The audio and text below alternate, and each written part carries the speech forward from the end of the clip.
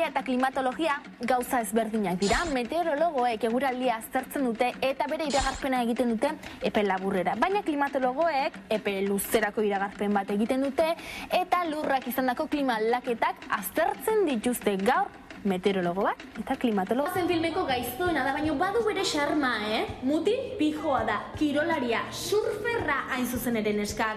Azze mutil katxarroa.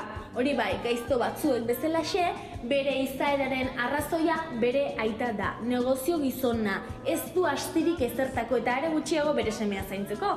Ai, azkenean, gaizto guztiek pena ematen digute. Honen azalean, Gerai Vázquez aktorea aurkitzen da. 10 urterekin antzerkiaren mundua gertutik ezagutzeko aukera izan zuen. Eta gaur egun, argi dauka interpretazioaren munduan dagoela bere lekua.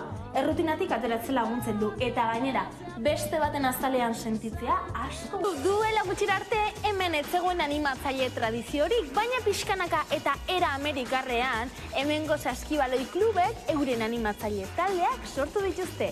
Helburua hutsarteetan jarraitzaileak astintzea, tentsio mantentzeko eta taldea animatzen jarraitu ahal izateko. Aizue, azken boladan euskaldunok zemalantza egiten dugun ez da?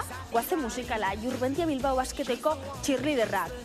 Eta bat zenekiten lehendabiziko amerikar animatzaileak mutilak izan zirela? Bai, alaxe da, neskak, badugu garaia gure taldeetan ere animatzaile mutilak eskatzeko, ez da?